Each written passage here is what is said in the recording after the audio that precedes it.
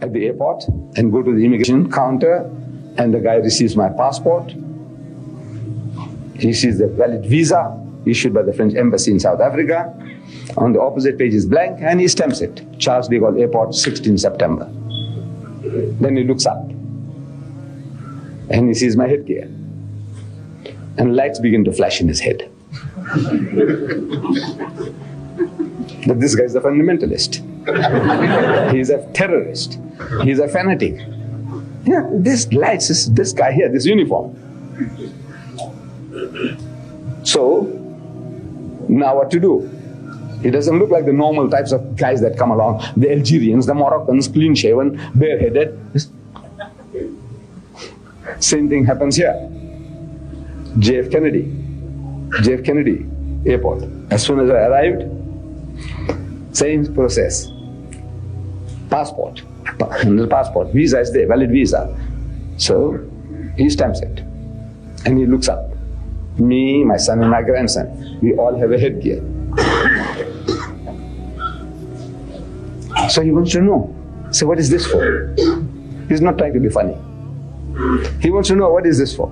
I said, no, this is my identity. I'm a Muslim. He said, what is a Muslim? No, wallah, he's not trying to be funny. You think the guy is trying to be funny? No. He's sincerely wanting to know, what is a Muslim? I said, you know, we are 1,000 million Muslims in the world. We follow the religion of Islam. He said, doesn't know anything about that. An American officer of the American government, educated man, he knows nothing about Islam and about the Muslims. This now attracts him. He said, what is this? Why you got this? Is this the uniform of a terrorist, or of a fanatic, or a fundamentalist, or what? What are you? What do you stand for? We know the Jews, they have some little caps at the back. little. But this thing here is something unusual. You know, it's much bigger, and it covers your whole head. Everybody's whole head is covered. Then something clicks and says, Muslims, you people don't eat the pig. He said, no, we don't eat the pig. So he said, why? Look, he's a busy man. But look, he's hungry, he wants to know. Why? I'm thinking tens of thousands of Pakistanis have went through him, he went through them. Tens of thousands of Iranians he went through, and the Moroccans and the Algerians and the Saudis, all. But it didn't strike him at all. Why? Because all these tens of thousands that come into America, you have no identity. You have no identity. This guy, I'm getting into trouble because of my identity. It's a blessing? Well, this to me, it was also a blessing. What happened there? So, what I'm suggesting to my brothers, you know that we want to have an Islamic state.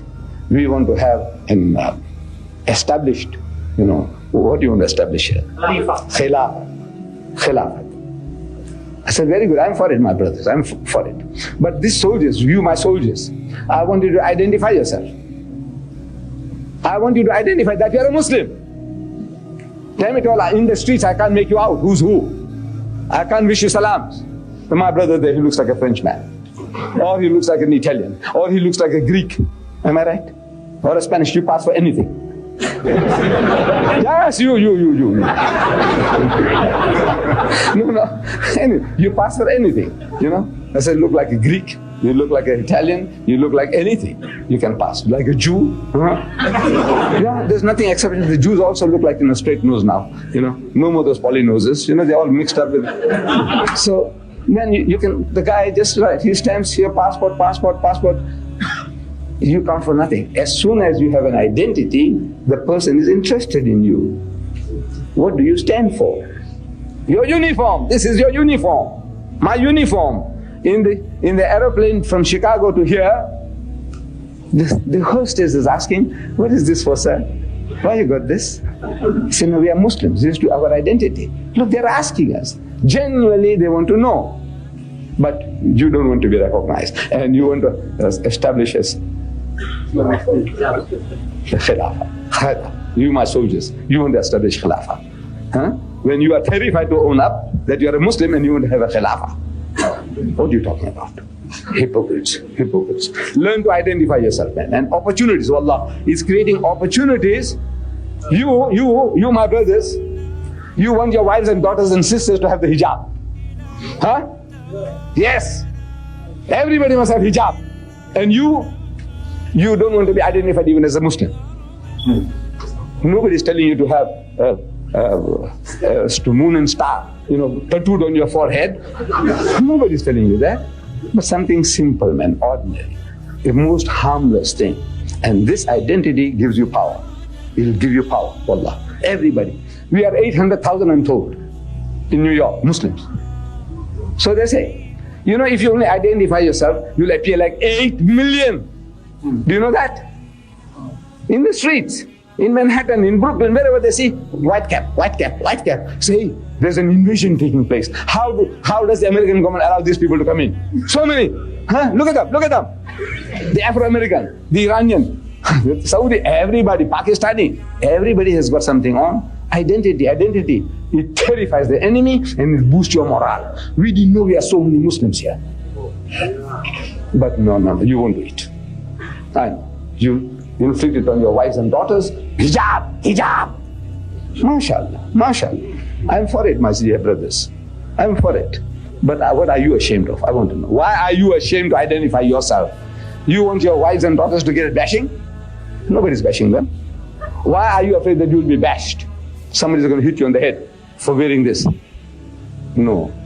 Identity. So this Frenchman, he saw this identity and he saw this is something unusual. All the Moroccans come, clean shaven and no hat.